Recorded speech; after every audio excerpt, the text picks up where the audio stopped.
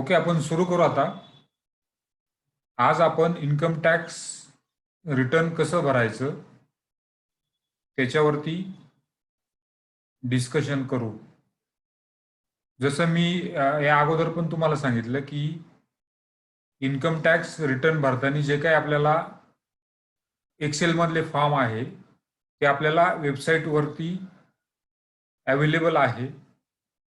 तर त्या वेबसाईटवरती आपण एखादा फॉर्म डाउनलोड करू.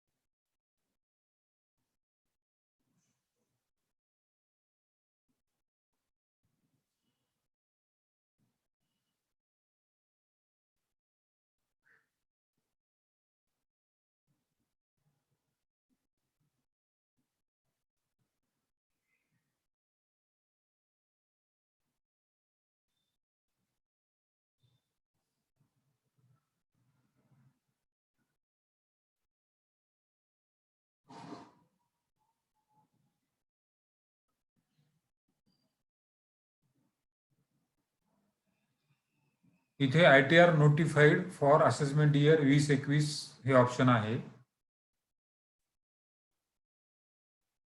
तर हे सर्व फॉर्म AY 2021 साठी नोटिफाईड केलेले आहे. ITR 1, 2, 3, 4, 5, 6, 7.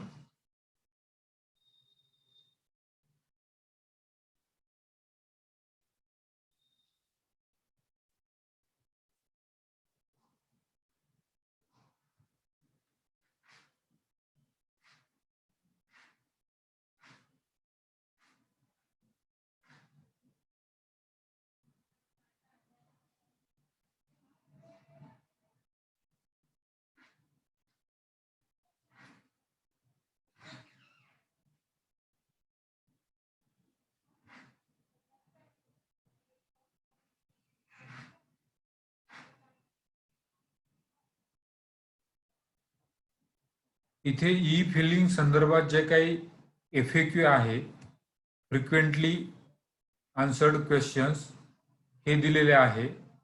तर हे तुम्ही डाउनलोड करून याचा स्टडी करा की ई फायलिंग कसं करायचं. FAQ on filing forms under Vivad se Vishwas scheme हे पण आहे याच्यात, आणि ह्या बाकीच्या FAQ पण इथे दिलेल्या आहे.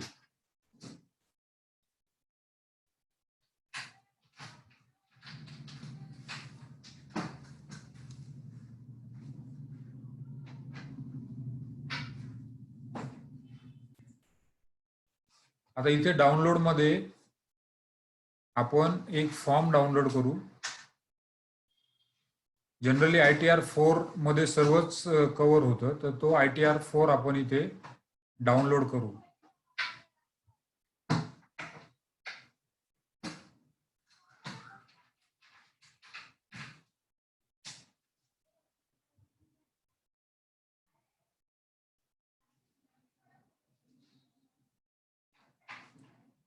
हा इथे ITR चा जो 4 आहे तो डाउनलोड झालेला आहे माझ्या PC वरती. तर इथे हे एक्सेलचा हा जो फॉर्म आहे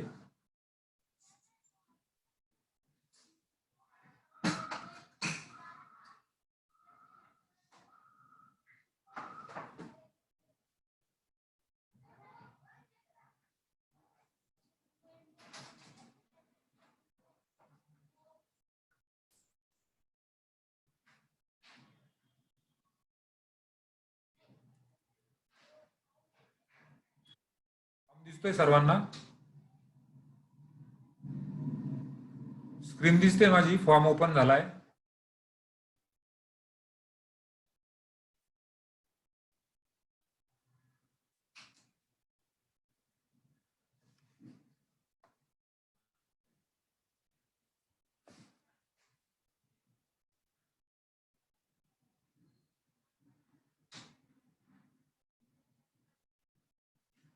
तर इथे हा जो ITR 4 आहे याला सुगम नाव दिलेलं आहे इन्कम टॅक्सनी. जसा ITR 1 हा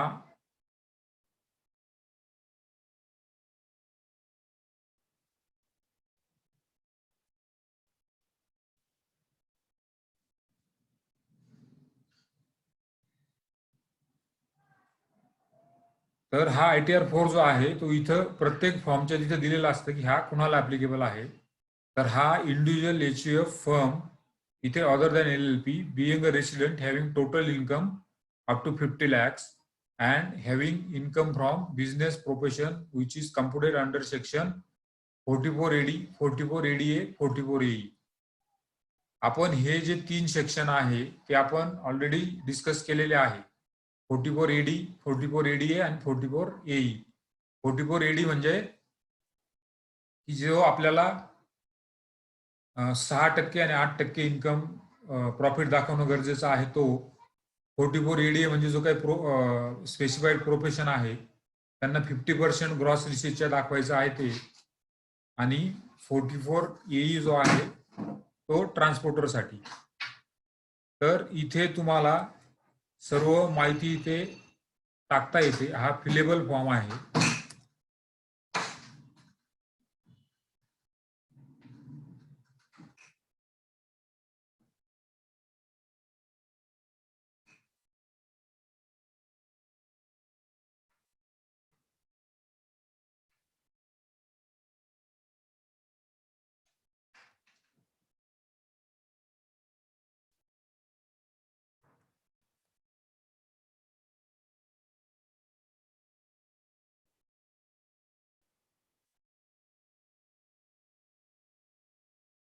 मी इथे माझं नाव टाकलं, मिडल नेम टाकलं, सरनेम टाकलं, माझा पॅन नंबर टाकला.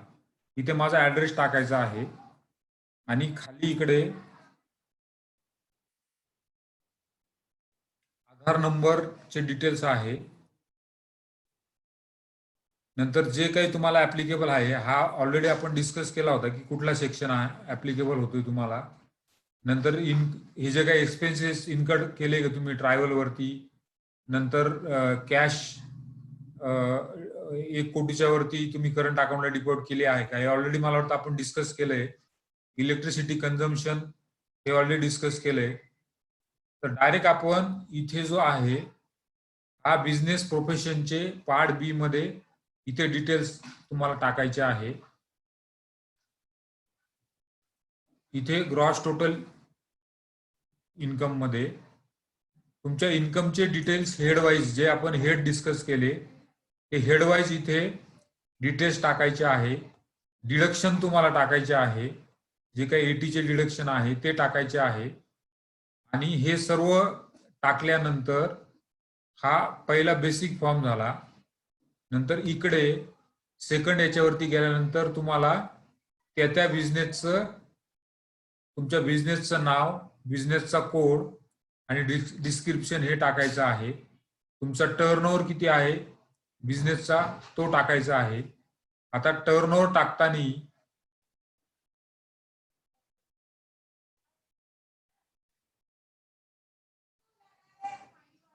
सर कॅश सॅलरी भेटते आहे तर रिटर्न भरू शकतो का? भरू शकतो. त्याचं सर्टिफिकेट तुम्ही घ्या. जो तुम्हाला सॅलरी देतोय त्याच्याकडनं तुम्ही सर्टिफिकेट घ्या.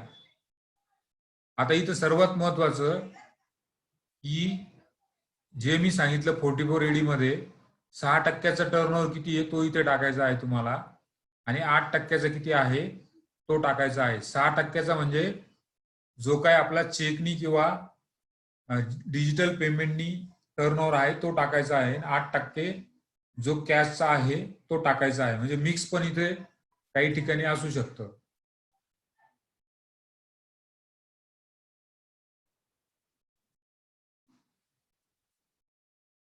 नंतर हे सर्व डिटेल्स टाकल्यानंतर इथे तुमच्या बिझनेसचे डिटेल्स आहे. इकडे पुढच्या टॅब मध्ये गेल्यानंतर इथे TDS चे डिटेल आहे. तुमचा काही सॅलरीमध्ये किंवा कोणी TDS डिडक्ट केला असेल तर त्याचे डिटेल्स इथे तुम्हाला टाकावे लागतात. पुढचं जे आहे इन्कम टॅक्स, जर तुम्ही काही ऍडव्हान्स टॅक्स भरला असेल तर त्याचे डिटेल्स इथे तुम्हाला टाकायचे आहे. TCS जर काही असेल तर त्याचे डिटेल्स इथे टाकायचे आहे. टॅक्सेस पेड आणि व्हेरिफिकेशन, तर हे सगळं टाकल्यानंतर इथे तुम्हाला त्याचे डिटेल्स अपिअर होतात. नंतर हे तुम्ही इन्व्हेस्टमेंट जर काही केले असेल तर त्याचे डिटेल्स आहे. नंतर ATDचं काही असेल त्याचे इथे डिटेल्स आहे. ATD म्हणजे जो काय आपण मेडिकल इन्शुरन्स भरतो त्याचे डिटेल्स इथे ATD जी चे डिटेल आहे.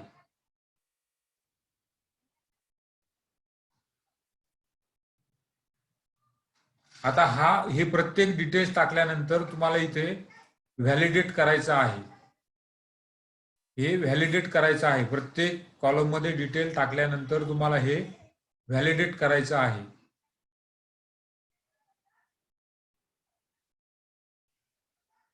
आणि मग हा जो बेसिक फर्स्ट पेज आहे त्या पेज वरती आल्यानंतर तुम्हाला इथे कॅल्क्युलेट टॅक्स वरती जायचं आहे. कॅल्क्युलेट टॅक्स जर केला तुम्ही तो ऑटोमॅटिक कॅल्क्युलेट होतो आणि तुमचे जे काही टॅक्सचे पेमेंटचे डिटेल आहे ते तुम्हाला इथे दिसतात आणि त्याचा टॅक्स पेमेंट करून त्याचे डिटेल्स तुम्हाला टॅक्सेस मध्ये टाकायचे आहे. आणि हे सर्व डिटेल्स भरल्यानंतर जेव्हा तुमचं फॉर्म पूर्ण होईल तेव्हा तुम्हाला जनरेट XML फाईल तयार करायची आहे. कारण आता आपण इन्कम टॅक्सच्या वेबसाईटवरती जाणार आहोत. तिथे जेव्हा आपल्याला रिटर्न अपलोड करायचा आहे तर ते जनरेट ही XML फाईल तिथे अपलोड करता येते. दुसरी कुठल्याही फॉर्मॅट मधली फाईल तिथे अपलोड होत नाही. तर सगळं टाकल्यानंतर ही एक्सेल फाईल तुम्हाला व्हॅलिडेट करायची आहे, जनरेट XML. जर याच्यामध्ये काही चुकलं असेल तर ही फाईल जनरेट होताना तो तुम्हाला एरर दाखवतो आणि मग त्या एरर आपल्याला करेक्ट करून जेव्हा सर्व एरर पूर्ण होतील तेव्हा ही फाईल तुमची XML जनरेट होते आणि मग ती आपल्याला जनरेट झाल्यानंतर इथे कुठेतरी कॉम्प्युटरवरती सेव्ह करायची आहे. आणि ती XML जी फाईल आहे ते म्हणजे आपला ITR रिटर्न आहे, ITR 4, आणि ते तिकडे इन्कम टॅक्स मध्ये, इन्कम टॅक्सला आपण जेव्हा लॉग इन करू तिथे ते तुम्हाला अपलोड होतं. तर हे जसं काल ललित सरांनी सांगितलं की आपण जसे जीएसटीचे रिटर्न प्रॅक्टिस केल्यानंतरच आपल्याला मास्टरी येईल त्याच्यात, तसंच मी तुम्हाला मागे पण सांगितलं होतं की एक तुम्ही एक्झाम्पल घ्या आणि हे सगळं याच्यामध्ये माहिती टाकून तुम्ही टॅक्स कॅल्क्युलेट करून बघा. जोपर्यंत याची प्रॅक्टिस करत नाही तोपर्यंत तुम्हाला काहीही ओरली तुम्हाला समजणार नाही. तुम्ही एखादं प्रॉफिट अँड लॉस अकाउंट आणि बॅलन्स शीट घ्या आणि याच्यामध्ये टाका. ते टाकल्यानंतर मग तुम्हाला कळेल की कुठं काय आपल्याला अडचण येते आणि ती कशी सॉल्व्ह करायची. जोपर्यंत तुम्ही टाकत नाही तोपर्यंत इथं मी किती समजून सांगितलं तरी तुम्हाला ते इथं प्रत्येकाचे कॉलम दिलेले आहे. म्हणजे इथे इन्कमचे डिटेल्स आहे, इथं बिझनेस प्रोफेशनचे आहे, TDSचे आहे, इन्कम टॅक्स किती भरला त्याचे आहे, TCSचे आहे, टॅक्सेस पेडचे आहे, नंतर ATGचे आहे, ATGचे आहे. तिथे जाऊन तुम्हाला ते व्हॅलिडेट करायचं आहे.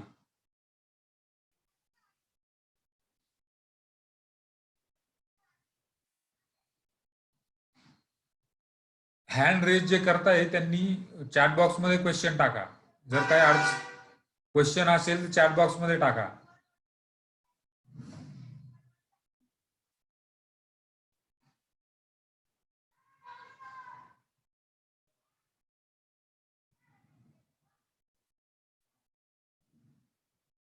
ही जनरेट XML फाईल केल्यानंतर जर तुमच्याकडनं काही चुकून एरर असतील तर त्या एरर तिथे दिसतात आणि मग त्या आपल्याला एक एक एरर तुम्हाला सॉल्व्ह करावे लागतात. जोपर्यंत सर्व एरर सॉल्व्ह होत नाही तोपर्यंत ती फायनल जी काही XML फाईल आहे ती जनरेट होत नाही. म्हणजे हे जे आहे ज्यांच्याकडे सॉफ्टवेअर नाही, ज्यांना इन्कम टॅक्सचा एक्सेल फाईल यूज करायचे आहे त्यांच्यासाठी आहे. आणि ज्यांच्याकडे सॉफ्टवेअर वापरता ते तुम्ही डिटेल्स टाकल्यानंतर तिथे ऑटोमॅटिक हा ITR4 जनरेट होतो.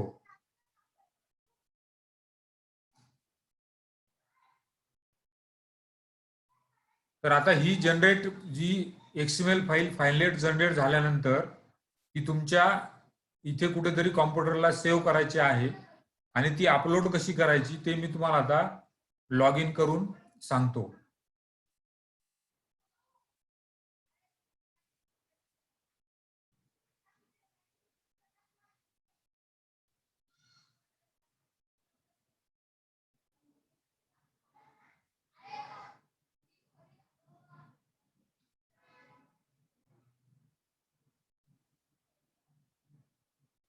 आता मी परत वेबसाईट वरती आलेलो आहे. दिसते तुम्हाला वेबसाईट? जी ई फिलिंगची वेबसाईट आहे त्याच्यावरती मी आलेलो आहे.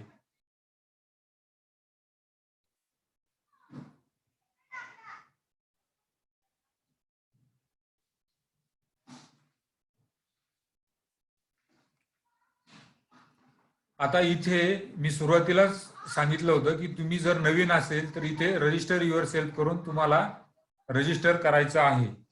आणि एकदा का तुम्ही ऑलरेडी रजिस्टर झाला की मग तुम्हाला इथे register user log in here म्हणून इथे आपल्याला लॉग इन करायचं आहे.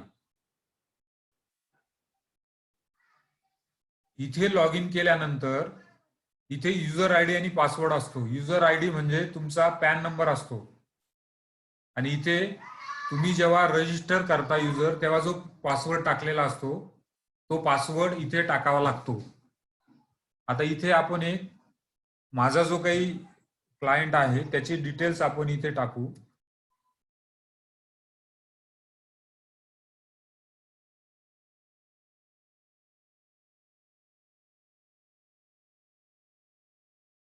आम्ही त्याचा पॅन नंबर टाकला, नंतर त्याचा पासवर्ड मी टाकतो.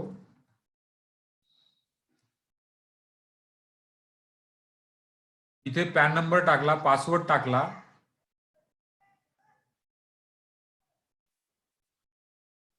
त्याच्यानंतर इथं जो काही कॅप्चा कोड आहे तो आपल्याला इथे खाली टाकावा लागतो.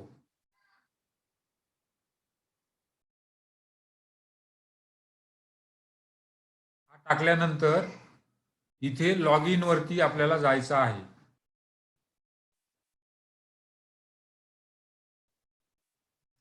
आता मी हा जो SSC आहे इथं नाव आलेलं आहे त्याच्या इन्कम टॅक्सच्या याच्यामध्ये मी लॉग इन झालेलो आहे.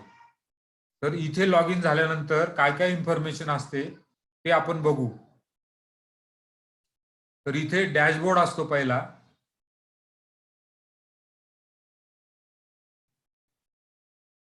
त्या डॅशबोर्डमध्ये filing of income tax return असतं, व्ह्यू रिटर्न्स आणि फॉर्म असतं आणि ही e verify return data of previous years असं आहे.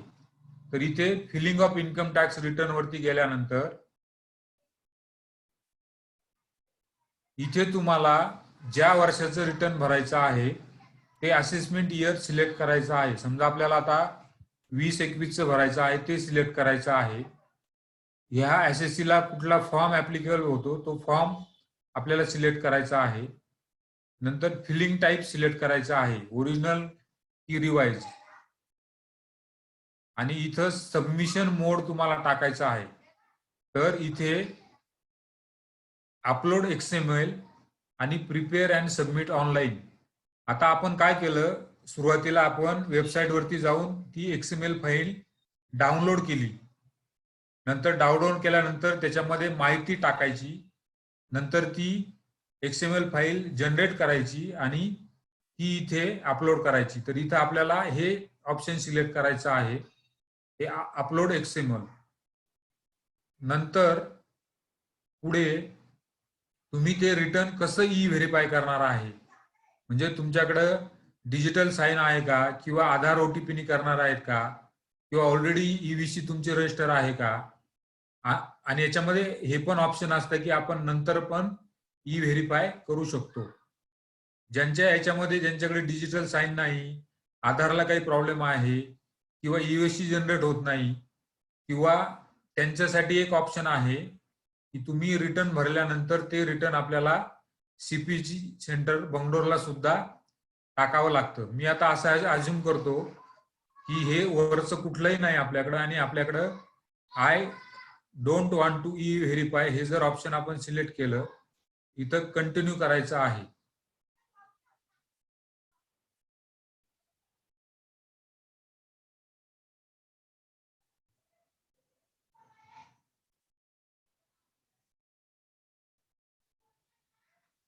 आणि हे पुढे गेल्यानंतर मग इथे attach the ITR XML file. जसं मी तुम्हाला अगोदर सांगितलं की आपण जी डाउनलोड केलेली फाईल आहे त्याच्यात माहिती भरून आपल्याला ती जनरेट करावी लागते आणि इथे गेल्यानंतर ती जी आपण सेव्ह केलेली फाईल आहे ती इथे चूज करायची. इथे चूज फाईल ऑप्शनवरती केल्यानंतर जिथे तुमच्या डेस्कटॉपवरती ती सेव्ह आहे ती तिथून आपल्याला सिलेक्ट करायची आहे, मग इथे ती सबमिट करायची आहे. म्हणजे हे असं इन्कम टॅक्स रिटर्न आपल्याला सबमिशनची प्रोसेस आहे. इथपर्यंत कुणाला काही जर समजलं नसेल तर विचारा.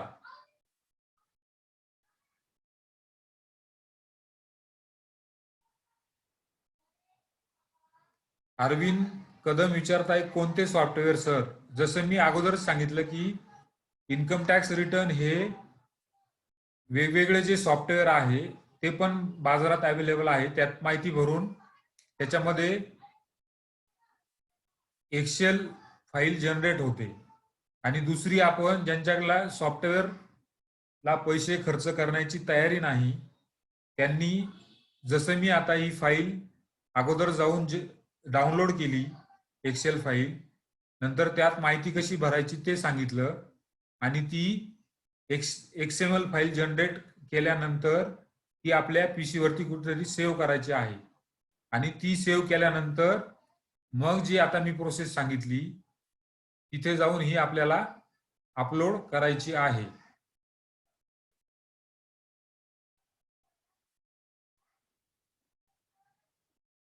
तर अशी ही डॅशबोर्ड वरती गेल्यानंतर पहिलंच इथं ऑप्शन आहे filing of income tax return.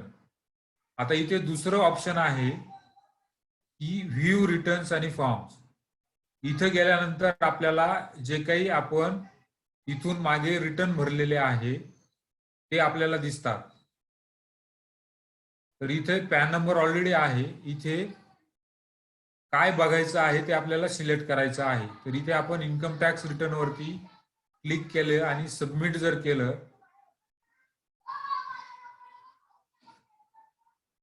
तर इथे सगळी लिस्ट येते. आपण जे काही आतापर्यंत इन्कम टॅक्स रिटर्न भरलेले आहे त्याची लिस्ट इथे तुम्हाला दिसते.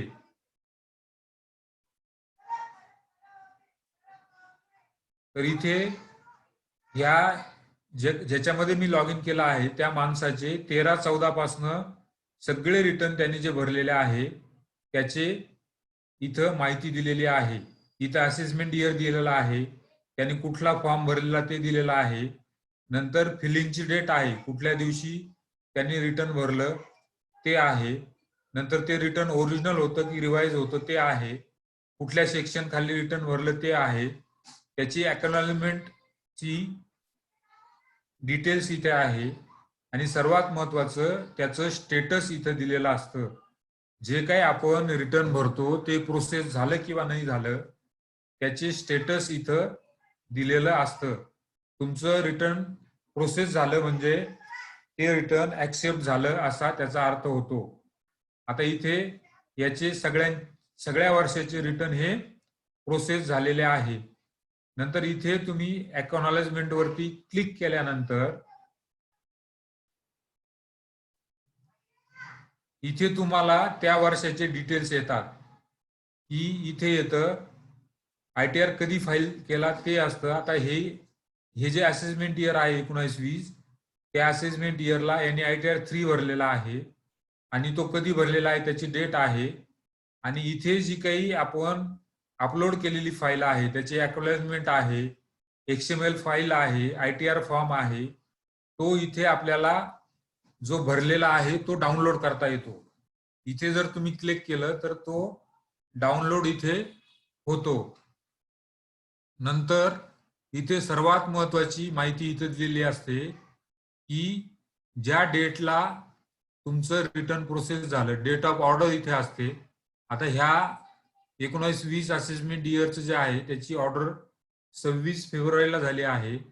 नंतर तुम्हाला SMS कधी आला त्याचा, म्हणजे तुमचा जो काही रजिस्टर मोबाईल ऍड्रेस आहे त्याच्यावरती तुम्हाला मेसेज येतो की तुमचं रिटर्न हे प्रोसेस झाला आहे.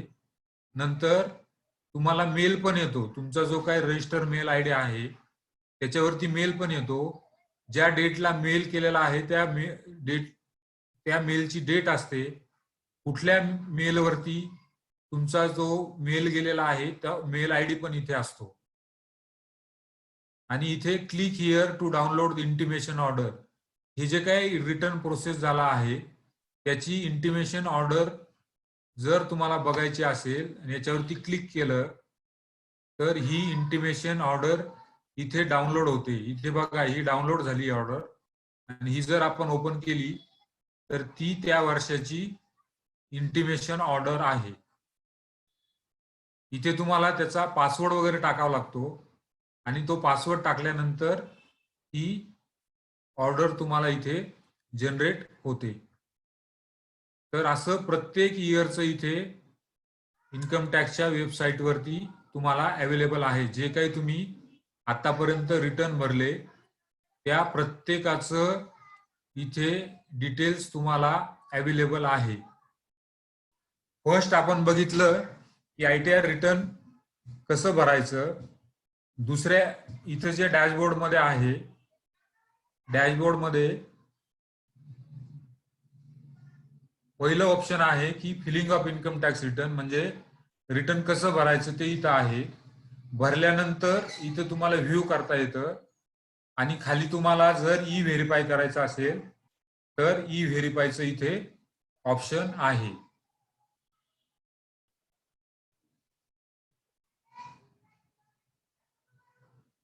आता इथे यांचे सगळे रिटर्न ई व्हेरीफाय झाले म्हणून इथे no return pending for e verification येतं.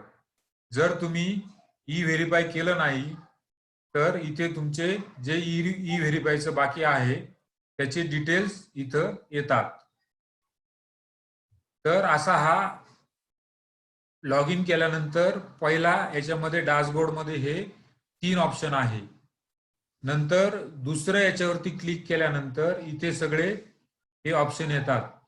माय अकाउंट वरती जर तुम्ही क्लिक केलं तर view form 26 AS, view E filed return form, tax credit mismatch, download prefilled XML, म्हणजे जर तुम्हाला ऑलरेडी जी रिटर्न फाईल केलं आहे त्याची XML फाईल पाहिजे असेल तर ती इथे सुद्धा डाउनलोड होते.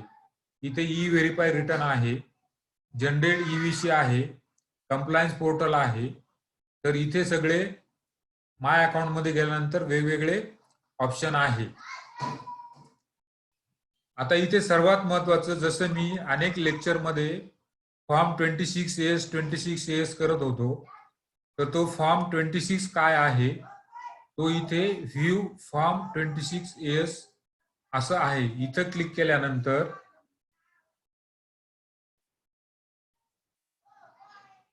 जसं मी तुम्हाला सांगितलं की फॉर्म 26 AS काय आहे, की जे काही आपण ऍडव्हान्स टॅक्स भरतो, सेल्फ असेसमेंट टॅक्स भरतो, किंवा आपला TDS ज्यांनी कोणी कट केलेला आहे, आपला TCS ज्यांनी कोणी कलेक्ट केलेला आहे, त्याचे डिटेल्स ह्या फॉर्म 26 AS मध्ये रेडीमेड मिळतात. आणि हा क्लिक केल्यानंतर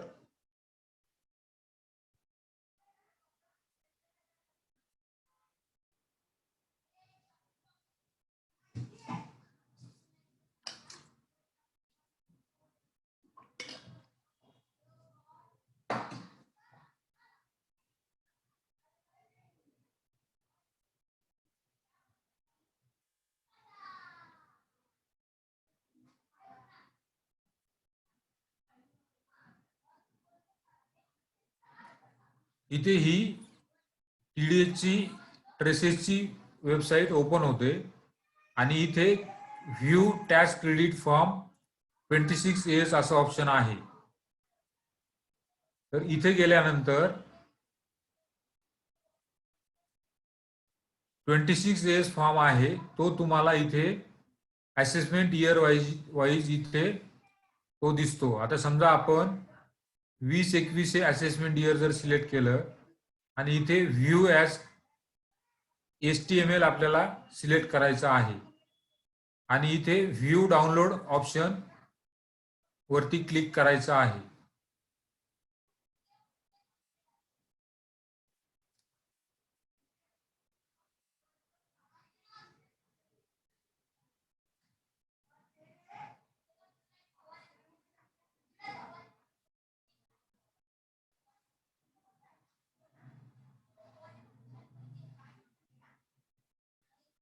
इथे मी एक्सपोर्ट टू PDF केल्यानंतर इथे ही PDF फाईल डाउनलोड झाली. तर हा जो फॉर्म आहे हा ओपन करतो मी आता.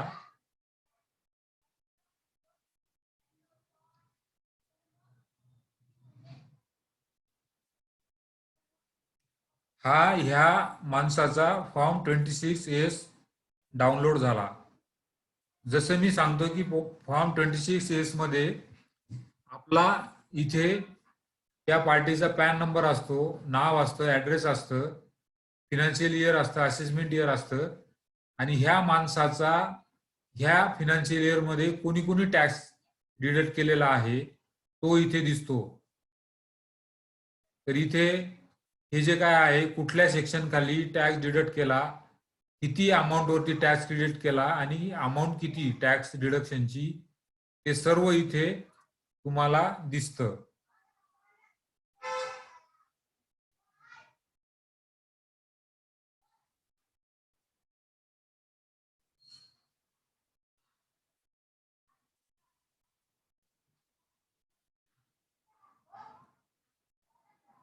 वरती TDS चे डिटेल्स असतात आणि खाली डिटेल्स ऑफ टॅक्स पेड असं असतं की तुम्ही ऍडव्हान्स टॅक्स किंवा असेसमेंट त्या वर्षाचा टॅक्स किती भरला त्याचे पण डिटेल्स इथे अपियर होतात. तर असा हा फॉर्म 26AS आहे. तुम्हाला कुणाचंही रिटर्न भरायचं असेल तर अगोदर तुम्ही हा लॉग इन करून फॉर्म 26AS डिडक्ट करा.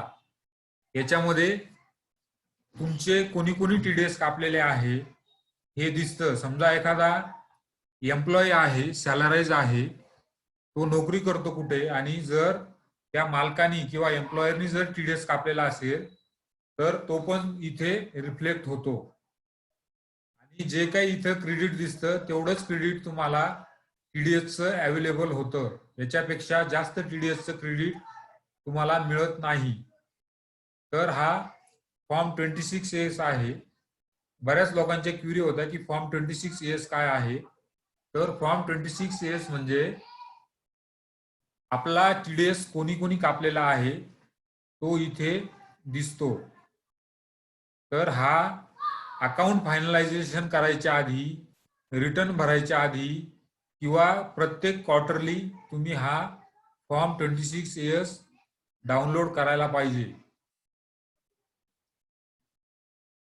तर असं हे फॉर्म 26AS ऑप्शन इथे आहे, ते जाऊन तुम्हाला इथे डाउनलोड होतं.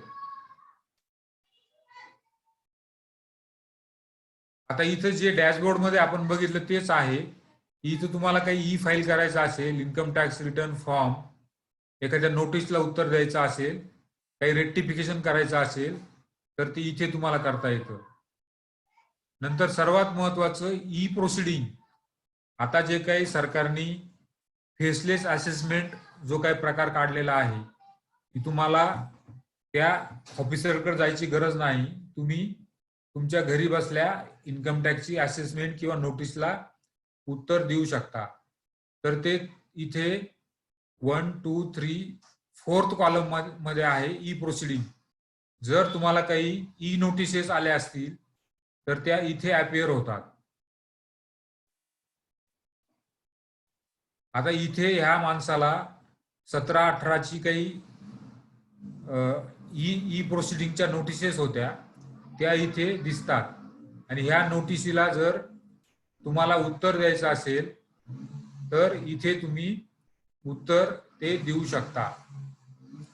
याच्यावरती क्लिक केल्यानंतर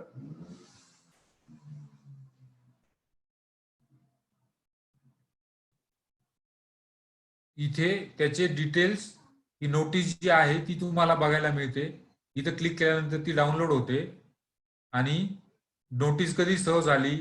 आता याच्यामध्ये आपण रिस्पॉन्स पण दिलेला आहे. इथे रिस्पॉन्सची ड्यू डेट पण असते आणि इथे रिस्पॉन्स कधी दिला ते पण त्याची डेट असते. तर असं हे ई प्रोसिडिंगचं आहे.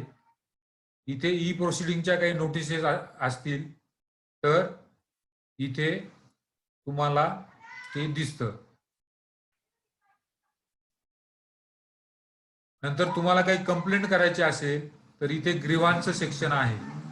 ई निर्वाणामध्ये ग्रीवांचं सेक्शन आहे. इथं तुम्ही तुमची ग्रीवांश टाकू शकता. जर तुम्हाला काही अडचणी येत असतील तर ते तुम्ही इथे टाकू शकता.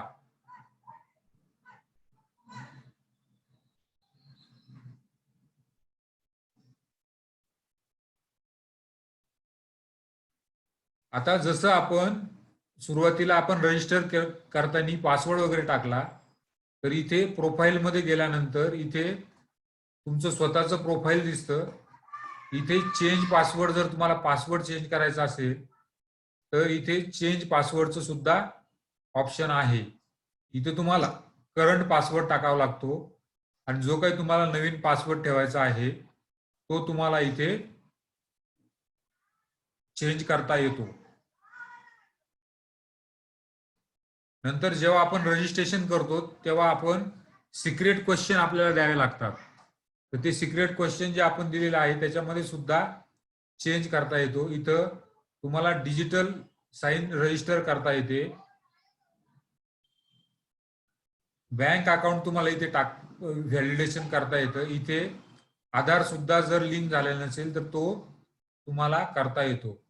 म्हणजे इथे प्रोफाईलमध्ये तुम्हाला काही चेंजेस करायचे असतील, आधार लिंक करायचा असेल, बँक अकाउंट जर व्हॅलिडेट करायचा असेल तर इथे सर्व डिटेल्स ते अवेलेबल आहे. तर असं हे सगळं आपण लॉग इन केल्यानंतर त्याच्यामध्ये आपल्याला हे इथे दिसतं.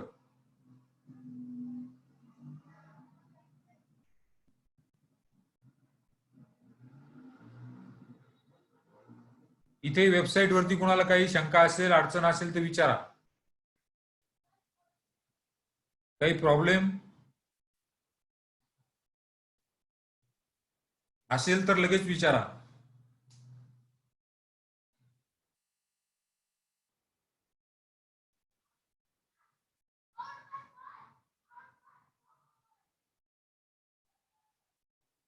मी 2 मिनिटं वेट करतो. कुणाला काही प्रॉब्लेम असेल तर विचारा.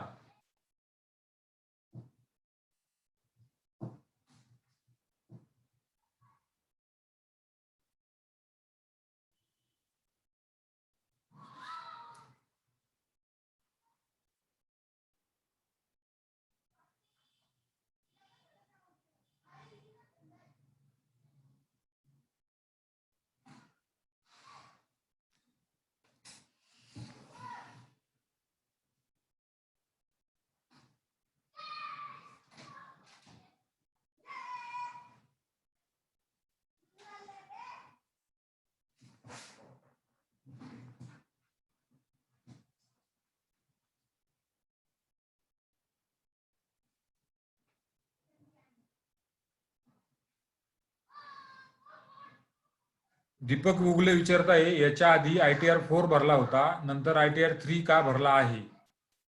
तर प्रत्येक फॉर्मच्या वरती तो कुणाला ऍप्लिकेबल आहे आणि कुठल्या इन्कमला ऍप्लिकेबल आहे आणि कुठल्या इन्कम पर्यंत ऍप्लिकेबल आहे ते तिथे दिलेलं असतं.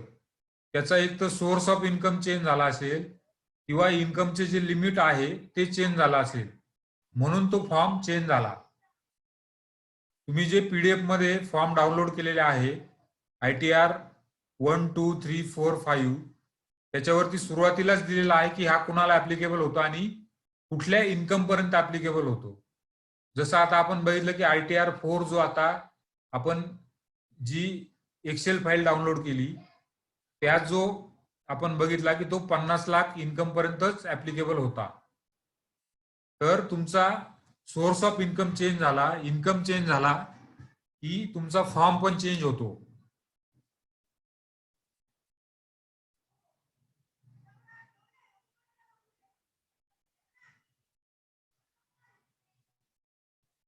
Is there any time limit to reply to notice appears into e-proceeding? Yes, there is a time limit.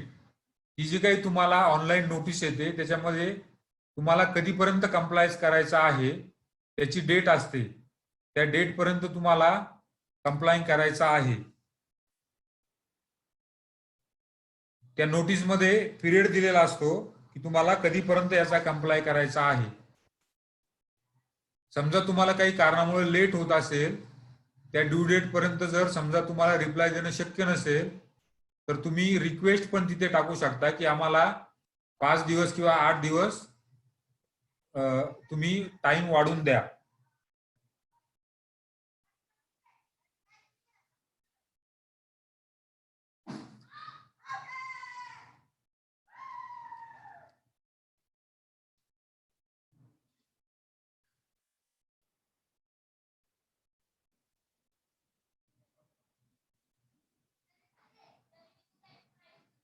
जे ऑलरेडी रजिस्टर आहे, स्वतःचा ज्यांचा पॅन रजिस्टर आहे, तुम्ही लॉग इन करून आज जे काही मी सांगितलंय ते तुम्ही चेक करा सर्व. आणि सर्वात महत्वाचं, एखादं प्रॉफिट अँड लॉस अकाउंट तयार केलं तर ते टाकून बघा. लेट झालं तर पेनल्टी आहे का? हो, त्याच्यावरती आपलं पुढच्या सेशनमध्ये येणार आहे. जर तुमचं रिटर्न लेट झालं तर पेनल्टी किती, तुम्ही जर टॅक्स लेट भरला तर त्याला इंटरेस्ट किती लागतं, हे सर्व एका पुढच्या सेशनमध्ये मी कव्हर केलेलं आहे.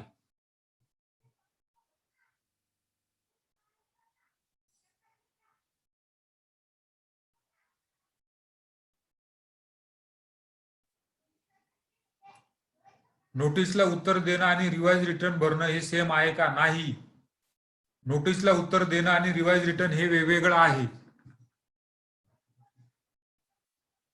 नोटीस कधी येते? जेव्हा त्या प्रोसेस करताना त्यांना काही जर प्रॉब्लेम असेल तर नोटीस येते आणि त्या नोटीसला कंप्लाय करावा लागतो.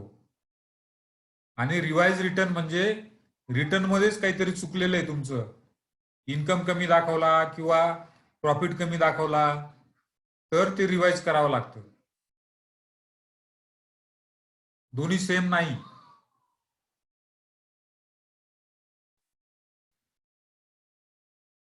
टीडीएसची अमाऊंट बॅलन्स शीट मध्ये कुठे घ्यायची? टीडीएस हा आपला रिसिवेबल असतो म्हणून ती ऍसेट साईडला येईल बॅलन्स शीटच्या.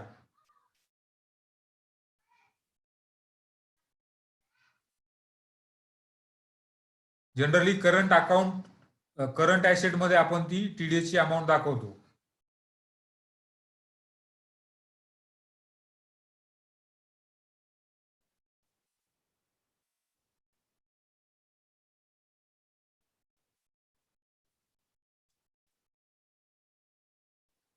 मला वाटतं बरेच क्वेश्चन विचारले आपण. पुढे जर आता आपण, आणि नेहमी तुम्ही लक्षात ठेवा की इथं गेल्यानंतर हे सगळं झाल्यानंतर तुम्ही लॉग आउट करायला पाहिजे. इथे लॉग आउटचा ऑप्शन आहे. लॉग आउट केल्यानंतरच त्याच्यातनं बाहेर पडायचं नेहमी.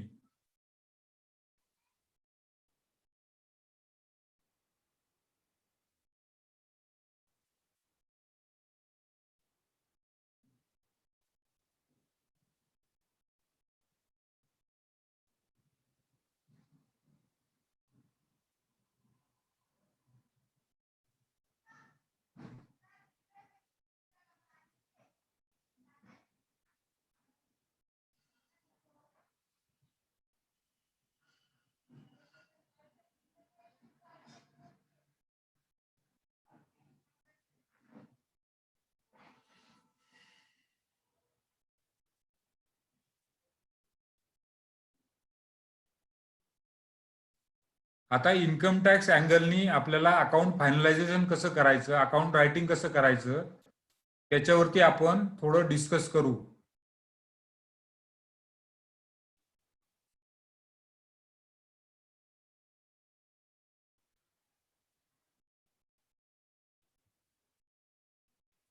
सर्वांना स्क्रीन दिसते माझी?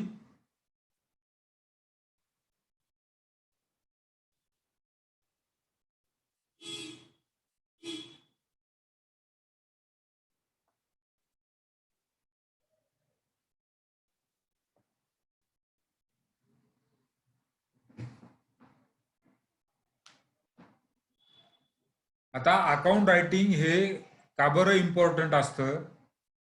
कुठल्याही बिझनेसचं अकाउंट रायटिंग करणं हे का महत्वाचं असतं? तर त्या बिझनेसचं फिनान्शियल पिक्चर वेळोवेळी लक्षात यावं, आपण प्रॉफिटमध्ये आहे, लॉसमध्ये आहे, हे माहीत होण्यासाठी आपल्याला अकाउंट रायटिंग करावं लागतं. नंतर रेग्युलर अकाउंट रायटिंग केल्यामुळे आपलं डेटर्स किती, क्रेडिटर्स किती, त्याचे बॅलन्सेस आपल्याला कळण्यासाठी सुद्धा अकाउंट रायटिंग हे महत्वाचं आहे. आता डेटर्स काय आणि क्रेडिटर्स काय हे मी सांगत नाही, कारण तुम्ही सर्व बीकॉम फॅकल्टीचे आहात. नंतर महत्वाचं का आहे अकाउंट रायटिंग हे ऑलरेडी आपण डिस्कस केलेलं आहे की हा 44AB सेक्शन आहे. याच्यामध्ये कंपल्सरी अकाउंट्स मेंटेन करावे लागतात. हे जे आहे लीगल, मेडिकल, इंजिनिअरिंग यांना ₹1 जरी ग्रॉस रिसीट असेल तर कंपल्सरी अकाउंट मेंटेन करावे लागतात. आणि बाकीच्यांसाठी ज्यांचा इन्कम 2.5 लाखाच्या वर आहे आणि टर्नओव्हर 10 लाखाच्या वर आहे त्यांना कंपल्सरी अकाउंट्स मेंटेन करावे लागतात. आणि जे काही कंपनी, कोऑपरेटिव्ह सोसायटी, ट्रस्ट यांना काही लिमिट नाही, यांना ₹1 जरी टर्नओव्हर असेल तरी अकाउंट मेंटेन करणं कंपल्सरी आहे. कारण हे जे आहे हे ऑदर ऍक्ट खाली सुद्धा कव्हर होतात. जसं कंपनी आहे ती कंपनी ऍक्ट खाली कव्हर होते. नंतर कोऑपरेटिव्ह सोसायटी ऍक्ट खाली कव्हर होते.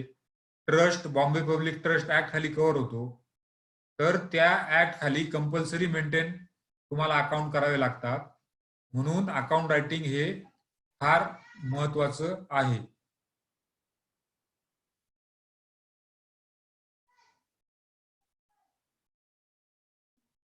आता अकाउंट रायटिंग कसं करायचं, कुठले कुठले टूल्स आपल्याला अवेलेबल आहे? तर अकाउंट रायटिंग आपण एकतर मॅन्युअली सुद्धा करू शकतो. म्हणजे जर छोटा टर्नओव्हर असेल 5-10 लाख रुपये तर तुम्ही मॅन्युअल सुद्धा अकाउंट रायटिंग मेंटेन करू शकता. अजून पण बाजारामध्ये लेजर आणि कॅशबुक विकत मिळतात प्रिंटेड, त्याच्यामध्ये तुम्ही अकाउंट रायटिंग करू शकता. आणि सर्वात जगामध्ये वापरलं जाणारं अकाउंटिंगसाठी सॉफ्टवेअर आहे ते आहे टॅली सॉफ्टवेअर. तर टॅलीबद्दल मी काही डिटेल सांगत नाही, परंतु टॅलीमध्ये तुम्हाला बऱ्यापैकी चांगल्या प्रकारे अकाउंट मेंटेन करता येतात. आता जे काही नवीन ERP टॅली आहे त्याच्यामध्ये अकाउंट मेंटेन होतात, स्टॉक मेंटेन होतो. तिथून तुम्ही जीएसटीचं रिटर्न, जीएसटीला जे काही माहिती पाहिजे ती तिथे ऑटो जनरेट होते. आता टॅलीमध्ये बरेच फीचर आलेले आहे.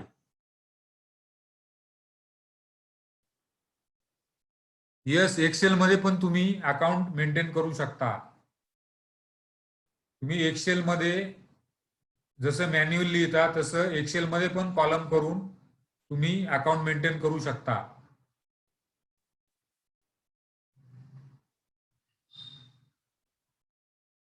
आता अकाउंट लिहिण्यासाठी काय काय आपल्याला लागतं? तर सर्वात महत्वाचं परचेस बिल, सेल बिल, इनवायसेस, बँकेचे स्टेटमेंट, खर्चाचे व्हाउचर्स, चेकबुकचे काउंटर. आता हे चेकबुकचे काउंटर आपल्याला कशासाठी लागतात कोणी सांगेल का? आपण जे चेकबुकचं काउंटर म्हणजे काय आणि ते कशासाठी उपयोगी होतं सांगेल का कुणी मला?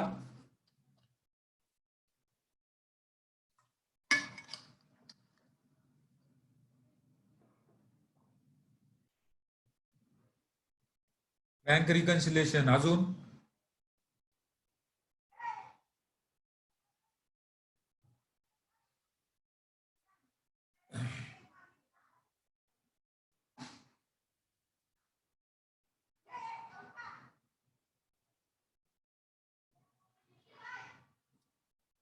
अमृता सावंत मॅडम यांनी बरोबर उत्तर दिलेलं आहे की आपण कुणाला पेमेंट करतो त्या काउंटरवरती आपण लिहितो की ह्या माणसाला आपण पेमेंट केलेलं आहे.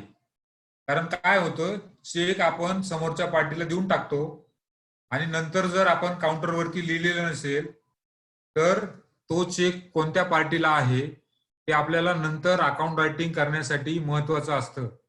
आणि नंतर आपल्याला जर ट्रान्झॅक्शन खूप असतील तर ते लक्षात येत नाही आणि कधी कधी बँकेच्या स्टेटमेंटवरती किंवा पासबुकवरती पण ते नाव अपिअर होत नाही. म्हणून चेकच्या काउंटरवरती आपण कुणाला चेक देतोय त्याचं नाव लिहिणं फार महत्वाचं आहे.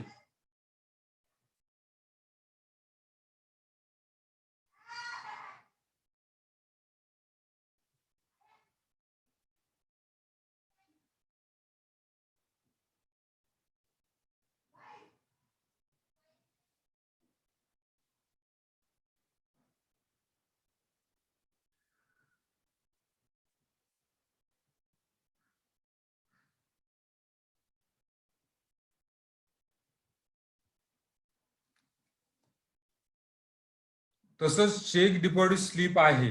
आपण पार्टीचं जे पेमेंट येतं चेकनी ते आपण तो चेक बँकेत भरतो आणि बँकेत भरताना आपल्याला डिपॉझिट स्लिप भरावी लागते. त्या चेकच्या डिपॉझिट स्लिपवरती सुद्धा तो कुठल्या पार्टीचा चेक आहे तो टाकणं गरजेचं आहे. कारण पुढे अकाउंट रायटिंगला आपल्याला त्या पार्टीला डेबिट किंवा क्रेडिट काय आहे ते करणं महत्वाचं आहे. नंतर काही काही पार्टीज आरटीजीएस ने पेमेंट करतात. समजा आपण समोरच्या आरटीजीएस करतो किंवा समोरच्या आपल्याला आरटीजीएस करतात तर त्या आरटीजीएस चे व्हाउचर सुद्धा त्या त्या दिवशी मेंटेन होणे गरजेचं आहे. कारण नंतर 2-4 महिन्यांनी जेव्हा तुम्ही अकाउंट रायटिंग कराल तेव्हा कुणाचं आरटीजीएस आलं कुठल्या पार्टीचं आलं ते कळत नाही. म्हणून आरटीजीएस चे voucher NEFT RTGS digital payment जे आलेलं आहे ते त्याचे व्हाउचर सुद्धा मेंटेन करणं गरजेचं आहे.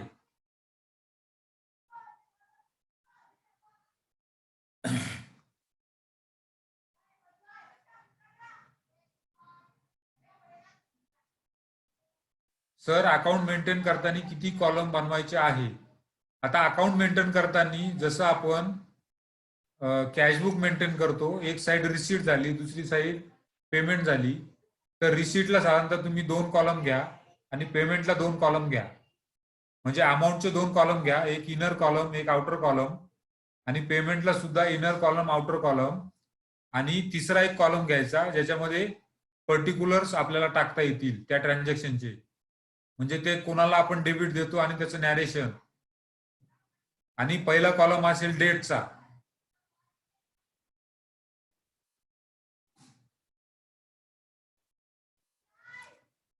तर हे सगळे डॉक्युमेंट्स आपल्याला अकाउंट रायटिंग करताना महत्वाचे आहे. आणि जर तुम्ही कुठे अकाउंटंटचा जॉब करत असाल तर तुम्हाला हे डेली बघणं गरजेचं आहे की डेली काय एक्सपेन्सेस होतो त्याचे व्हाउचर बनवणे, चेक जे आहे ते चेकचे डिपॉझिट जे करतो त्या चेकच्या डिपॉझिट स्लिपवरती व्यवस्थित माहिती भरणे, जे आरटीजीएसनी पेमेंट करतो किंवा आरटीजीएसनी पेमेंट येतं त्याचे डिटेल्स मेंटेन करणे.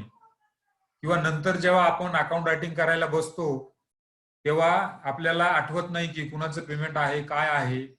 बँकेच्या स्टेटमेंटला सुद्धा फक्त अमाऊंट कधी कधी अपेअर होते, त्या पार्टीचं नाव नसतं आणि नंतर त्यात खूप वेळ जातो. त्याच्यामुळे हे तुम्हाला डेली बघायचं आहे.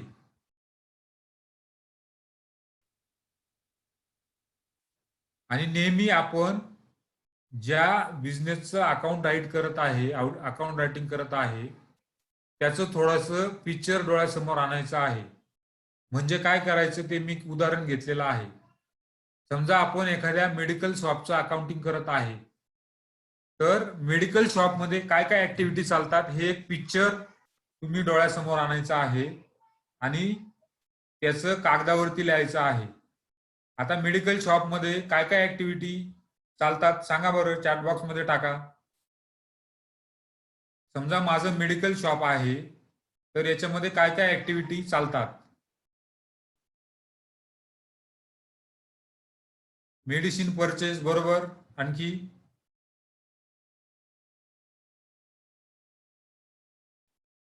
रेंट बरोबर, आणखी selling and purchase of medicine बरोबर.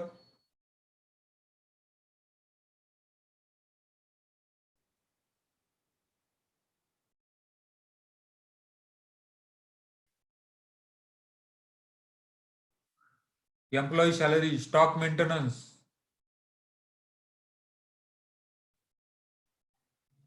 तर आता हे जे काही मेडिकलचं उदाहरण मी घेतलेलं आहे, याच्यामध्ये 2 नंबरला मी टाकला आहे की think how money comes and go.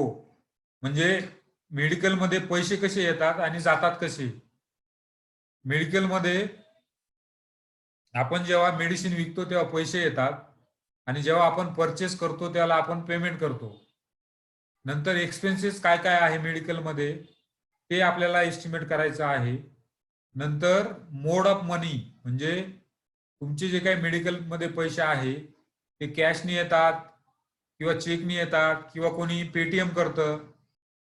हे सगळं तुम्हाला डिटेल्स याचे अकाउंट रायटिंग करताना गरजेचे आहे.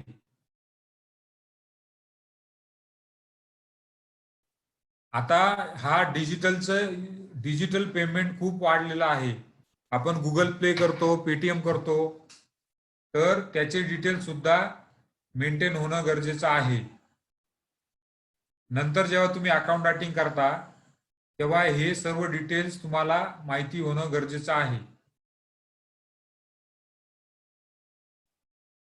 आणि जनरली मेडिकलमध्ये त्याचे बिलिंगचे सॉफ्टवेअर असतात. म्हणजे मी टॅली नाही म्हणत, बाकीचे त्यांचे बिलिंगचे सॉफ्टवेअर असतात. फक्त त्याच्यामध्ये बिल जनरेट होतं आणि स्टॉक मेंटेन होतं.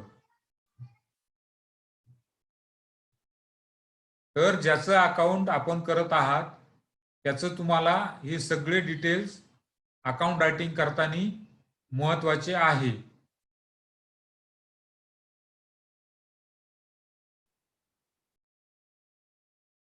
इथपर्यंत कुणाला काही अडचण असेल तर विचारा अकाउंट रायटिंगची.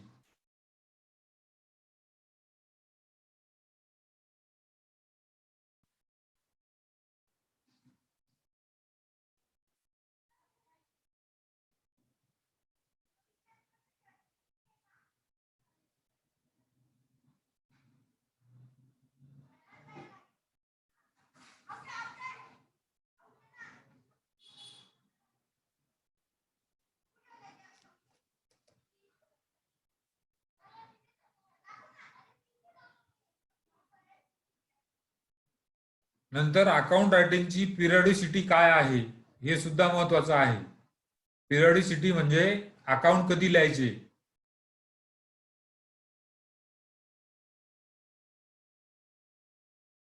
आता तुम्हाला ललित सरांनी जीएसटी रिटर्न जे आहे त्याची फ्रिक्वेन्सी सांगितली असेल की जीएसटी रिटर्न कधी भरायचे आहे. मग ते मंथली असतील, क्वार्टरली असतील. जर तुम्हाला मंथली रिटर्न भरायचे आहे तर तुम्हाला अकाउंट रायटिंग सुद्धा मंथली करायचं आहे.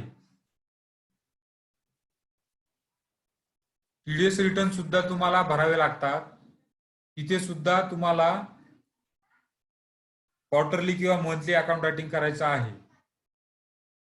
आणि कंपनीसाठी तुम्हाला डेली अकाउंट रायटिंग गरजेचं असतं. तर ही पिरियडिसिटी सुद्धा महत्वाची आहे की अकाउंट रायटिंग केव्हा करायचं. ज्याचा जीएसटी नंबर आहे त्याला मंथली अकाउंट रायटिंग करणं गरजेचं आहे.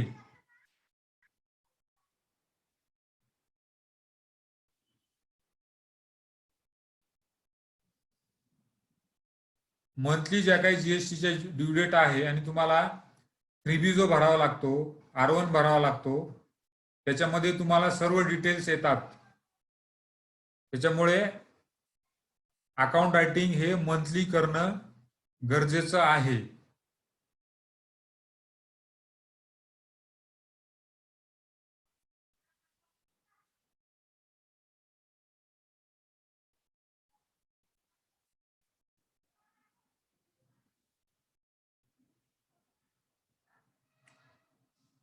आता आपण मंथली अकाउंट रायटिंग केलं, त्याच्यानुसार जीएसटी रिटर्न भरले, टीडीएस रिटर्न भरले, परंतु जेव्हा वर्ष संपतं, अकाउंट फायनलायझेशन हा फार मोठा पार्ट आहे. आता अकाउंट फायनलायझेशन म्हणजे काय ते आपण जरा चर्चा करू. अकाउंट फायनलायझेशन म्हणजे तुम्हाला जे काही जीपी एनपी रेशो आहे त्याचे रेशो तुम्हाला मेंटेन करायचे आहे. तुम्हाला अकाउंट फायनल करताना बघायचं आहे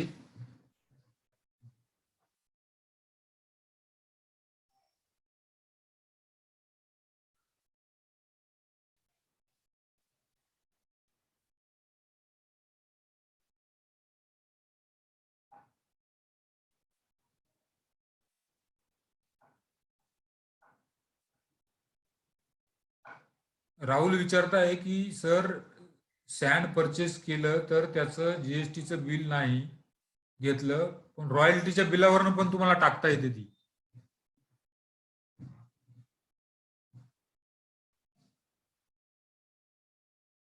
पण कधी कधी काय होतं, रॉयल्टी कमी असते आणि सँडची प्राइस जास्त असते.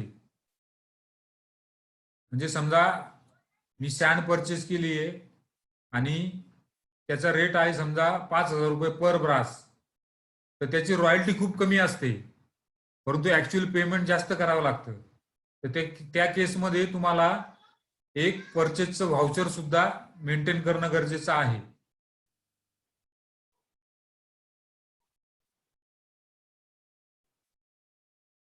तर अकाउंट फायनल करताना तुम्हाला जे काही रेशो आहे ते सुद्धा मेंटेन करायचे आहे. मागच्या 3 वर्षाचे रेशो तुम्हाला बघायचे आहे. GP ratio, NP ratio, working capital ratio. Sambhavi madam विचारताय जीपी रेशो आणि एनपी रेशो समजवाल का? जीपी रेशो म्हणजे काय, कसा काढतो आपण GP ratio?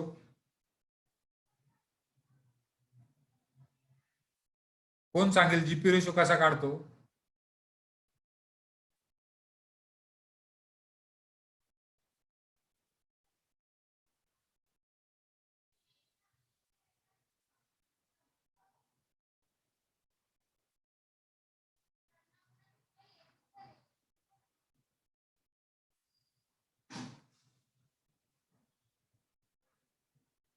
Gross profit divide by cells into 100 केलं तर तो जीपी रेशो येतो. आणि नेट प्रॉफिट म्हणजे नेट प्रॉफिट ला सेल्सनी डिवाइड करायचं आणि 100नी गुणायचं.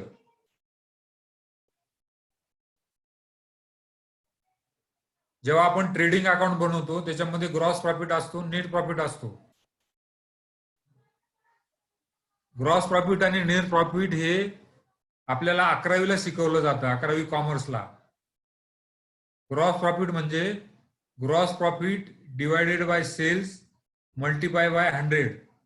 नेट प्रॉफिट म्हणजे net profit divided by sales किंवा टर्न ओव्हर इंटू 100.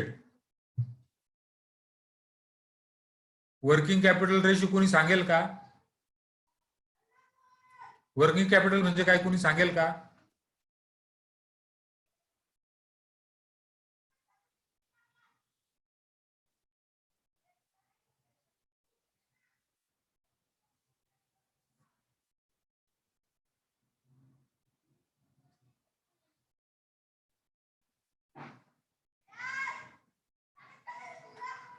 माहिती कुणाला?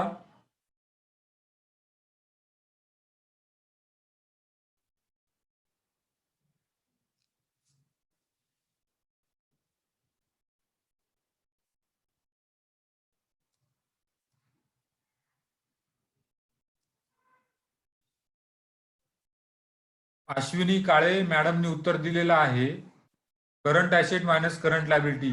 तर ते बरोबर आहे, त्याला वर्किंग कॅपिटल आपण म्हणतो. करंट ऍसेट चा करंट लायबिलिटीशी रेशो असतो तो.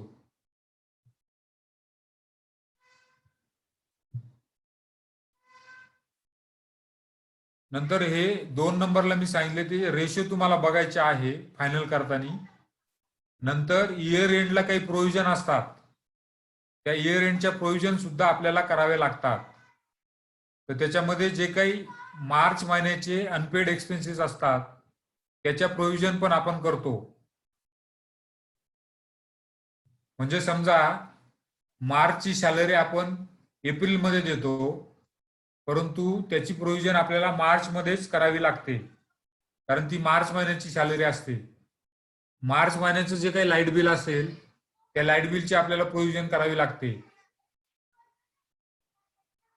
लाईट बिल, टेलिफोन बिल आणि जे काही त्या महिन्याचे पेंडिंग एक्सपेन्सेस पुढे दिलेले आहे, एप्रिलमध्ये पे केलेले आहे, त्याची प्रोव्हिजन आपल्याला 31 मार्चला करावी लागते.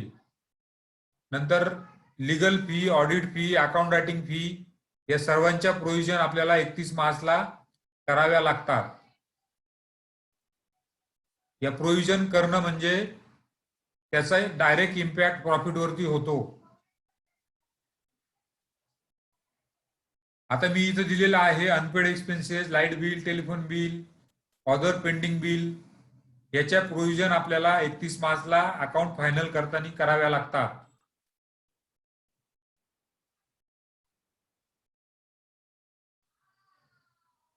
नंतर 4 नंबर मी लिहिलेला आहे provision of taxes of last month.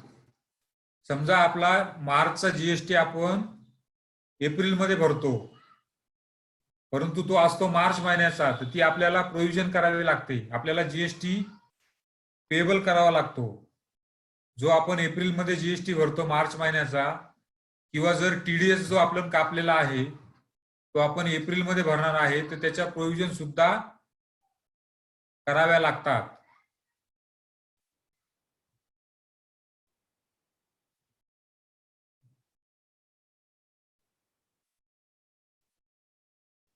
नंतर इन्कम टॅक्स जो आपण भरतो, मागच्या वर्षाचा जो काही सेल्फ असेसमेंट टॅक्स भरला असेल त्याची एंट्री पण आपल्याला चेक करावी लागते, ती पण टाकावी लागते. नंतर बँक लोन स्टेटमेंट आपल्या बरोबर असणं गरजेचं आहे अकाउंट फायनल करताना, कारण बँक जे काही वेगवेगळे चार्जेस टाकते, नंतर काही एक्सपेन्सेस टाकते, चेक बाउंस चार्जेस टाकते, त्या सर्वांच्या एंट्रीज आपल्याला कराव्या लागतात अकाउंट फायनलायझेशन करताना. बँकेचं लोन जे आहे त्याचा लोनचा बॅलन्स काय आहे ऍज पर स्टेटमेंट, त्याचं रिकन्सिलेशन करणे आणि तो बॅलन्स टॅली करणे हे सुद्धा अकाउंट फायनलायझेशन करताना आपल्याला बघायचं आहे.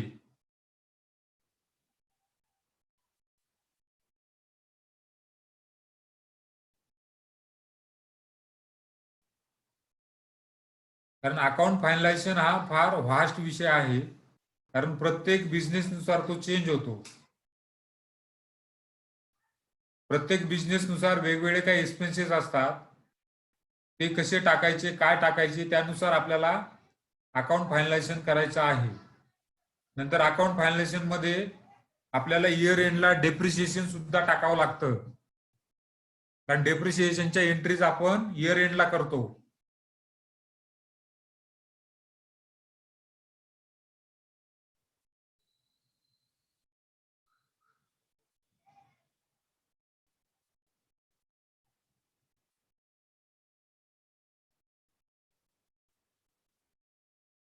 अकाउंट फायनलायझेशन मध्ये कुणाला काही क्वेरीज असेल तर विचारा.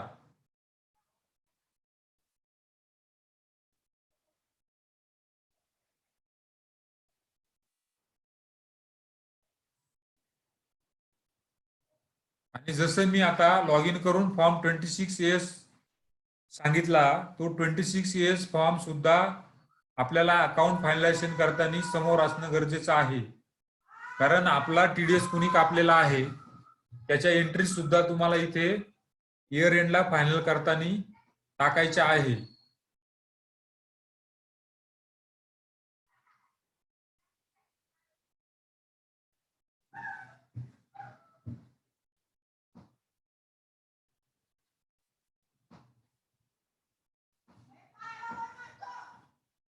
बँक लोन और insurance processing fees one time expenses capitalise करायचे का? आता बँक लोन जर दोन प्रकारचे लोन असतात. टर्म लोन असेल, त्याची प्रोसेसिंग फी असेल, ती वन टाइम असते, ती तुम्हाला कॅपिटलाइज करावी लागते. आणि जे काही सीसी आहे, दरवर्षी तुम्हाला रिन्युअल करायचं आहे, त्याचे चार्जेस दरवर्षी भरायचे आहे, तर ते कॅपिटलाइज न करता प्रॉफिट अँड लॉस अकाउंटला घ्यायचे आहे. तसंच इन्शुरन्स, जर तुम्ही कार इन्शुरन्स असेल आणि तो तुम्ही जर 3-4 वर्षाचा एकत्र भरला असेल, तर तुम्हाला प्रोपोर्शनेट त्या वर्षाचा घ्यायचा आहे आणि बाकीचा तुम्हाला करंट ॲसेटला रिसिवेबल दाखवायचा आहे किंवा प्रीपेड एक्सपेन्सेस म्हणून दाखवायचा आहे.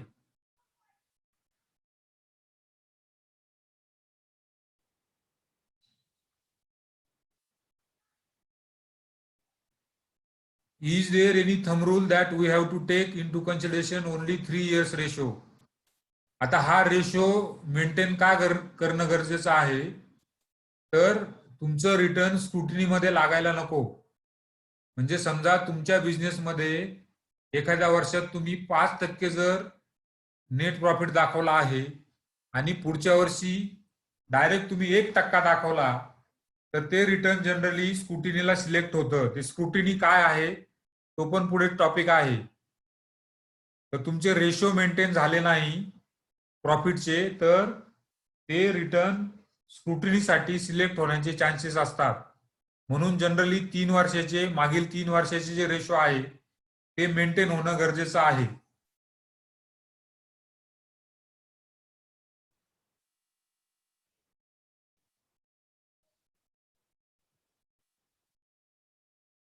मला अकाउंट फायनलायझेशन या विषयावरती खूप क्युरी अपेक्षित आहे, कारण अकाउंट फायनलायझेशन हा फार महत्वाचा विषय आहे.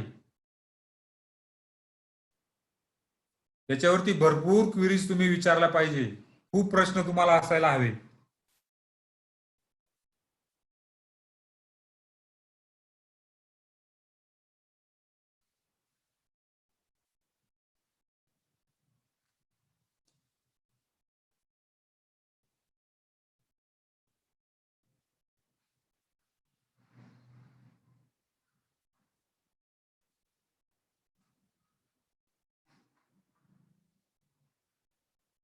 संपले का क्वेश्चन?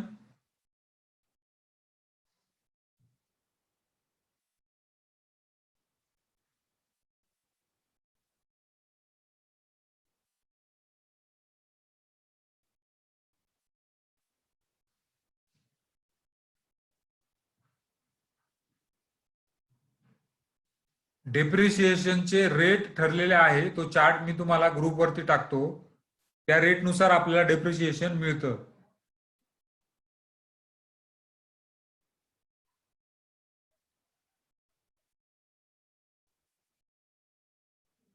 केशव यांनी खूप मस्त प्रश्न विचारलेला आहे.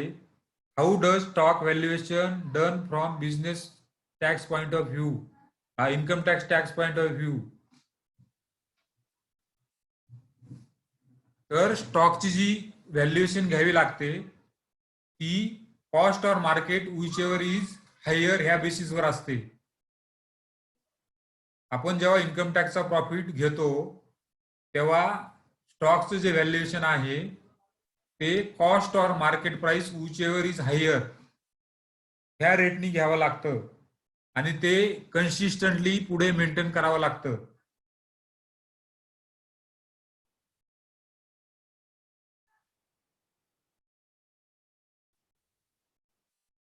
सुनील हिलेंनी विचारले effect profit and loss account balance sheet depreciation म्हणजे काय, मला कळलं नाही क्वेश्चन.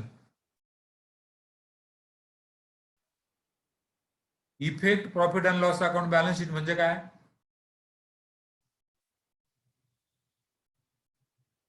आपण टॅलीमध्ये डेप्रिसिएशनची एंट्री कशी करतो? टॅलीमध्ये डेप्रिसिएशनची जेवी मारतो आपण, डेप्रिसिएशनला डेबिट देतो आणि त्या ऍसेटला क्रेडिट करतो.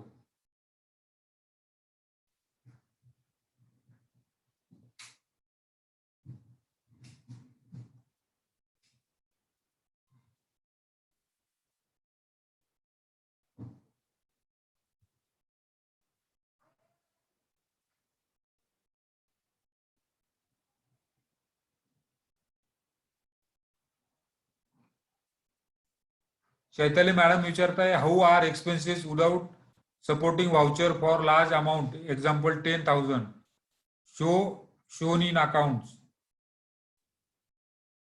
तुम्हाला त्याची व्हाउचरच मेंटेन करायचे आहे एक्सपेन्सेसचे.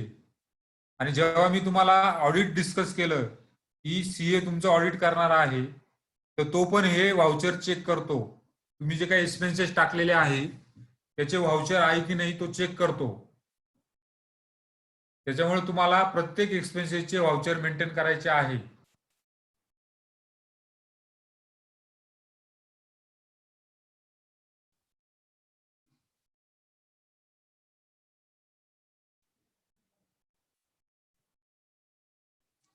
परेश यांनी पण खूप चांगला प्रश्न विचारला आहे. If we maintain accounts as per companies act, whether it is required to adjust the same as per income tax act. तुम्हाला अकाउंटिंग मध्ये काही चेंजेस करावे नाही लागत. तुम्हाला ते टॅक्स ऑडिट जेव्हा करतो किंवा आपण टॅक्सचं कॉम्पिटिशन जेव्हा करतो तेव्हा त्याचे इफेक्ट द्यायचे आहे. तर ते कसे द्यायचे की कंपनी ऍक्ट नुसार आणि इन्कम टॅक्स ऍक्ट नुसार समजा डेप्रिसिएशनचे रेट वेगवेगळे आहे, तर तुम्हाला डेप्रिसिएशन कंपनी ऍक्ट प्रमाणे बुक्स मध्ये घेतलं असेल तर ते डिसअलाउड करायचं आणि इन्कम टॅक्स ऍक्ट नुसार कॅल्क्युलेट करून ते डिडक्शन घ्यायचं. तुम्हाला अकाउंट मध्ये चेंजेस करणं काही गरज नाही. त्याचे इफेक्ट तुम्हाला फक्त कॉम्पिटिशनला द्यायचे आहे.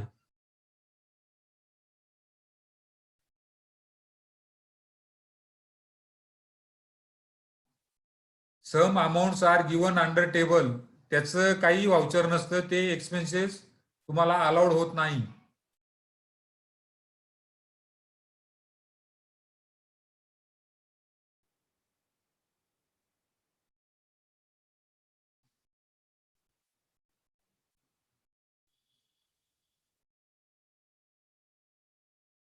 Balance confirmation from bank account is must.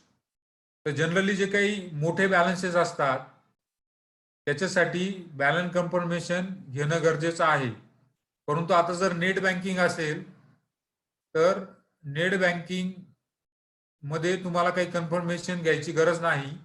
तुम्हाला डाऊट असेल तर तुम्ही त्या अकाउंटंटला समोर बसून लॉग इन करा आणि त्या डेटला तो बॅलन्स आहे की नाही बघा. परंतु नेट बँकिंग नसेल तर जनरली मोठ्या बॅलन्सला कन्फर्मेशन गरजेचं आहे.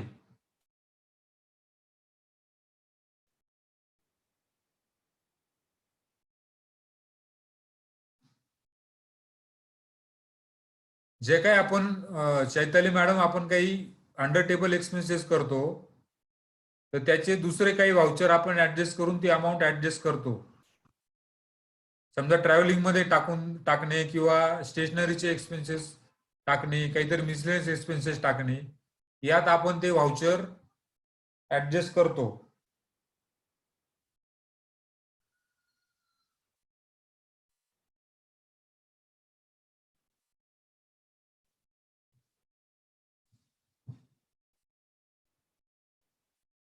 तुम्हाला नंतर जरी काही क्वेश्चन आठवले फायनलायझेशन वरती तरी तुम्ही आज लिहून ठेवा. उद्या परत आपण त्याच्यावरती सुरुवातीला 5-10 मिनिटं डिस्कशन करू.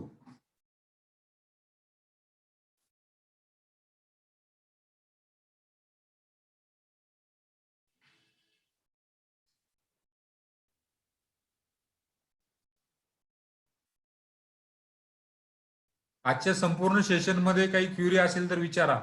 आज आपण बघितलं की इन्कम टॅक्स रिटर्नचा फॉर्म डाउनलोड करायचा, त्याच्यामध्ये माहिती भरायची, नंतर तो व्हॅलिडेट करायचा आणि नंतर आपल्याला तो ई फाईल करावा लागतो. ई फाईल कसा करायचा तो आपण एका केसमध्ये लॉग इन करून बघितलं. तिथे जाऊन ई फाईल करायचा, नंतर तिथे आपल्याला मागचे रिटर्न दिसतात, मागच्या रिटर्नचे काय ऑर्डर झालेल्या त्या दिसतात.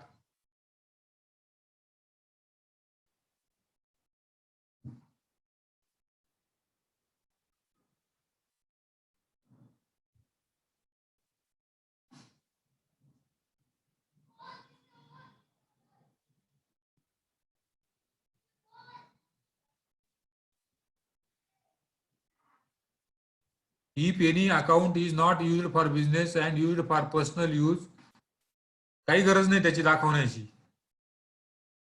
त्याचे फक्त पर्सनल काही गॅस सबसिडी वगैरे आले असेल तर ते एक्सपेन्सेस फक्त तुम्ही ड्रॉइंगला घेऊन टाकायचे. बाकी ते अकाउंट नाही दाखवलं तरी चालेल, परंतु काही बिझनेसचे ट्रान्झॅक्शन त्यात रूट झाले असतील तर ते दाखवायला पाहिजे. कॅश एक्सपेन्सेसला कसे ट्रीट करायचे म्हणजे काय? आडवडकर यांनी विचारले, मला कळला नाही क्वेश्चन.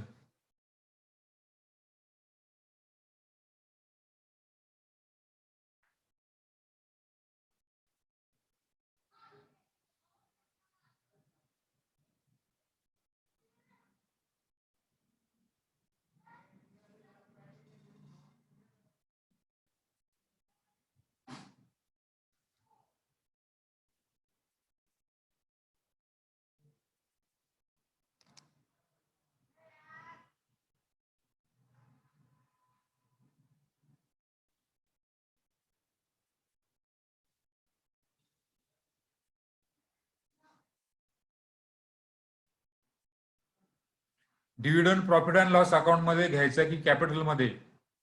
जनरली तो आपण कॅपिटल मध्ये घेतो.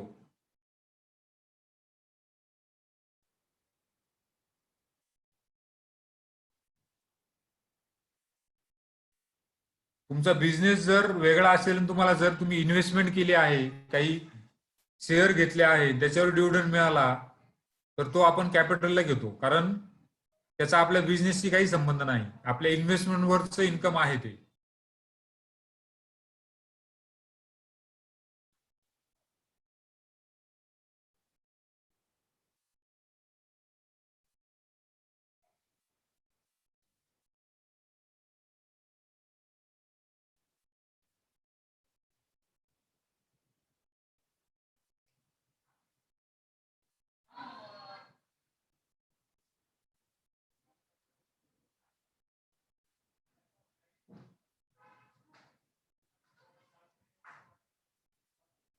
गोल्ड तुम्हाला बिझनेसच्या बॅलन्स शीट मध्ये दाखवण्याची काही गरज नाही. ते तुम्ही परचेस केले त्या वर्षी तुम्ही कॅपिटलला डेबिट टाका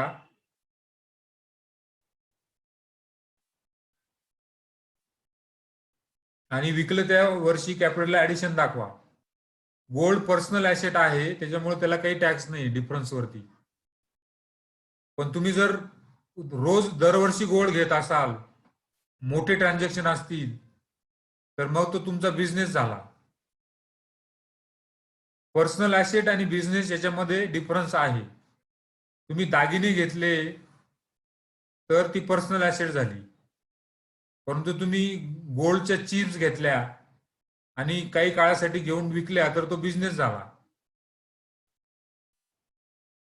पर्सनल ऍसेट म्हणजे ऑर्नामेंट्स आणि बाकीचं गोल्ड यात फरक आहे.